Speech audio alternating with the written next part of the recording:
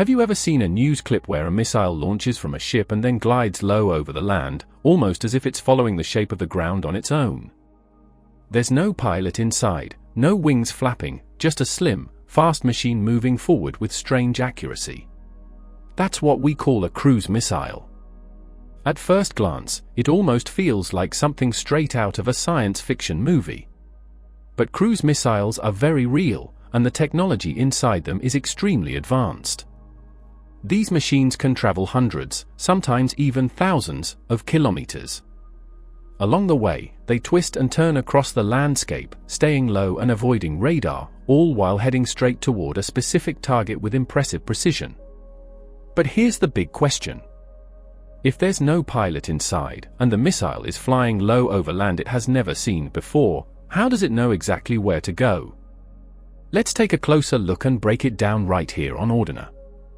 So to start with the basics, what exactly is a cruise missile? In simple terms, a cruise missile is a small unmanned aircraft that carries an explosive warhead. Unlike ballistic missiles, which shoot high into space and then fall back down toward their target, cruise missiles behave much more like airplanes. They stay inside the atmosphere, fly at lower altitudes, and keep their engines running during the entire trip. You can think of them as flying robots. They are built to follow a planned route through the air, moving along complex paths until they reach their target with remarkable accuracy. And they aren't launched blindly. Before they ever leave the launcher, they are loaded with detailed instructions. During the flight, they keep adjusting their path in real time to make sure they arrive at the exact location they were meant to hit. So that leads to the next question. How does a cruise missile actually get off the ground? Cruise missiles can be launched in several different ways. They may come from submarines deep under the ocean, from naval ships at sea, from military aircraft in the sky, or from launch systems placed on land. Most of the time, the launch starts with a powerful rocket booster. This booster gives the missile its first strong push, almost like the quick burst you see when a firework shoots into the air. Once the missile gains enough speed and altitude, that booster separates and falls away. After that, a small jet engine called a turbofan takes over. From this point forward, the missile keeps flying using that engine for the rest of its journey. Instead of acting like a rocket, it now behaves much more like a tiny airplane. Cruise missiles usually travel at speeds between 880 and 1,000 kilometers per hour, which is roughly the same speed as a commercial passenger jet. But what really makes them different is how low they fly. Many of them move just 15 to 100 meters above the ground. This low flight path isn't just for dramatic effect. It's a key part of how they stay hidden. By flying close to the terrain, the missile can use hills, trees, and buildings as natural cover, making it harder for radar systems to detect it.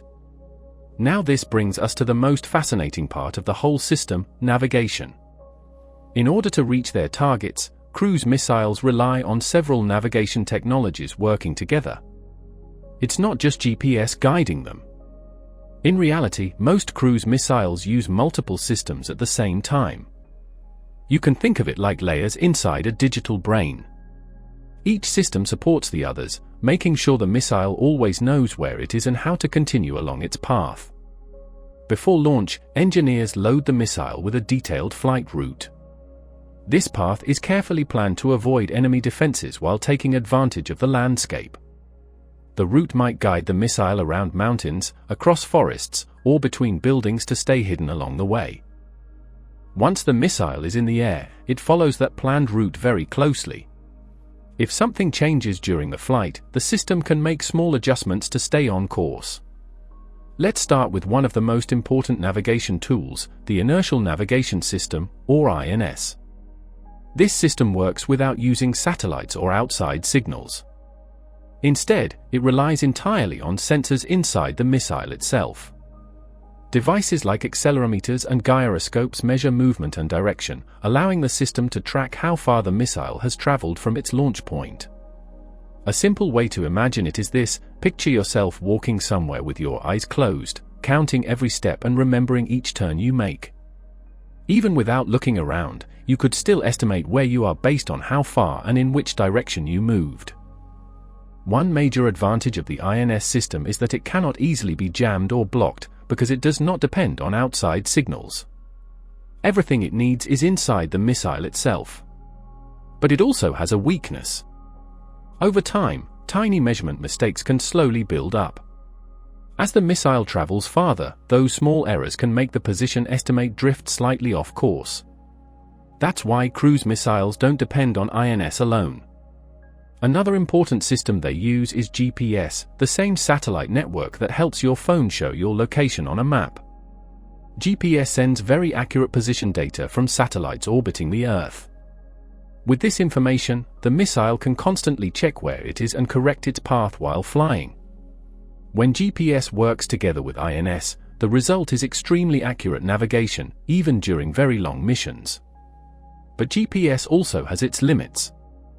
In a conflict, enemy forces may try to jam the signal or even spoof it by sending fake data.